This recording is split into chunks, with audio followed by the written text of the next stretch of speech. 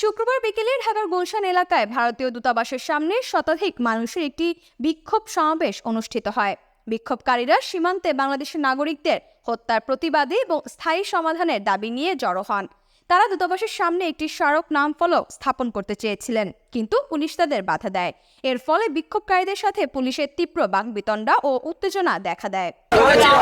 এটা যদি আমাদেরকে করতে দেওয়া না হয় তাহলে আমরা ধরে নিব যে আমাদেরকে পুলিশ বাধা দিতে চাচ্ছে।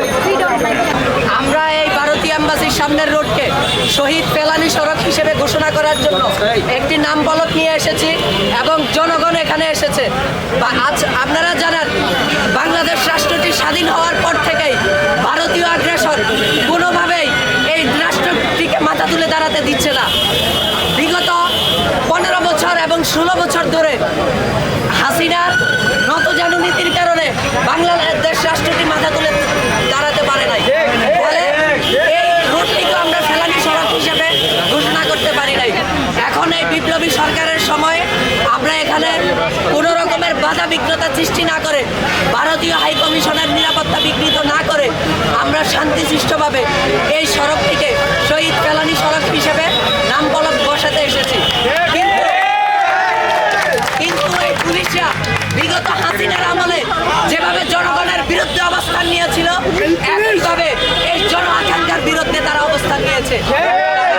ধাক্কা দিয়েছে, আমাদেরকে এখন পর্যন্ত আমাদেরকে অ্যারেস্ট করতে চাচ্ছে এবং এখন পর্যন্ত আমাদেরকে এই নাম ফলকটি স্থাপন করতে দিচ্ছে না। তারা বলতেছে মেয়র থেকে আমরা অনুমতি নিয়ে আসতে। বাংলাদেশ রাষ্ট্রে কোনো মেয়র আছে, কোনো সংবিধান আছে? তারা আমাদেরকে সংবিধান দেখাচ্ছে। যেই এক সাগর রক্তের বিনিময়ে, হাজার হাজার ভাইদের রক্তের বিনিময়ে আমি নিজেও গুলি খেয়েছি। আমাদের গুলির বিনিময়ে, রক্তের বিনিময়ে হাসিনা এবং স্বৈরাচার শেখ মুজিবের বানানো এই সংবিধানকে আমরা প্রত্যাখ্যান করেছি। সরকার, আমরা জনগণ, আমরাই সংবিধান। এখন আমাদেরকে হাইকোর্ট দেখায় লাভ নাই, আমাদেরকে সংবিধান দেখায় লাভ নাই। হয়তো আজকে এই নাম হয়তো আমাদেরকে শান্তশিষ্টভাবে এই নাম ফলক স্থাপন করতে দিবে, না হয় তাদের স্পর্ধা আমরা দেখতে চাই, তারা আমাদেরকে গ্রেফতার করুক। আমরা আমাদের রক্তের বিনিময়ে যেই রাষ্ট্রটি অর্জন করেছি, ফ্যাসিস্ট হাসিনাকে আমরা এই দেশ থেকে বিতাড়িত করেছি। আমরা এই রাষ্ট্রকে পরিপূর্ণ সংস্কার করার আগে আমরা মাঠ ছাড়বো না, আমরা মাঠ ছেড়ে দেই। ভাইদেরকে আহ্বান করব যে আপনাদের মস্তিষ্কে, আপনাদের রন্ধ্রে রন্ধ্রে যে ফ্যাসিস্ট আচরণ আছে এগুলাকে ছাড়িয়ে ফেলুন। আপনারা দেখেছেন যে দ্বিতীয়বার একটা বাংলাদেশ এতটা রক্তের বিনিময়ে স্বাধীন হওয়ার পরেও পুলিশ কিভাবে জন আকাঙ্ক্ষার বিরুদ্ধে দাঁড়িয়েছে। আমার মনে হয় যারা সরাসরি ফ্যাসিস্ট হাসিনার সঙ্গী ছিল, তারা ছাড়া বাংলাদেশের কোনো জনগণ আজকে আমাদের এই আকাঙ্ক্ষার বিপরীত দাঁড়াবে না। এই দাবি বাংলাদেশের 20 কোটি মানুষের দাবি।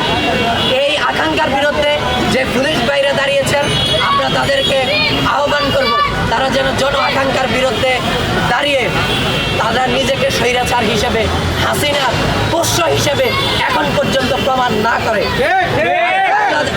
আমরা বাংলাদেশ রাষ্ট্র যখন সংস্কার হবে, ইনশাল্লাহ আমরা পুলিশ বাহিনীকেও সংস্কার করব। বাংলাদেশের কোন পুলিশ পরিস্থিতি নিয়ন্ত্রণের বাইরে চলে গেলে সেনাবাহিনীর একটি দল দ্রুত উপস্থিত হয়। সেনাবাহিনী পরিস্থিতি শান্ত করে এবং তাদের সহায়তায় পরিস্থিতি স্বাভাবিক হয়ে আসে। এরপর বিক্ষোভকারীরা শান্তিপূর্ণভাবে তাদের দাবিগুলো জানাতে সক্ষম হন এবং আইন শৃঙ্খলা রক্ষাকারী বাহিনীর অনুমতিক্রমে সড়ক নাম ফলকটি স্থাপন করা হয়। বিক্ষোভকারীদের দাবি ছিল সীমান্তে হত্যার অবসান এবং প্রতিবেশী দেশগুলোর সাথে সুসম্পর্ক বজায় রাখা। পুলিশ জানিয়েছে, জনসাধারণের নিরাপত্তা নিশ্চিত করতেই তারা প্রথমে বাধা দিয়েছিল, কিন্তু পরিস্থিতি শান্ত হওয়ার স্মারক স্থাপনের অনুমতি প্রদান করা হয়। এখন পর্যন্ত এই বিষয়ে ভারতীয় দূতাবাসে কোনো প্রতিক্রিয়া পাওয়া যায়নি। পরবর্তী খবরের জন্য আমাদের সাথেই থাকুন।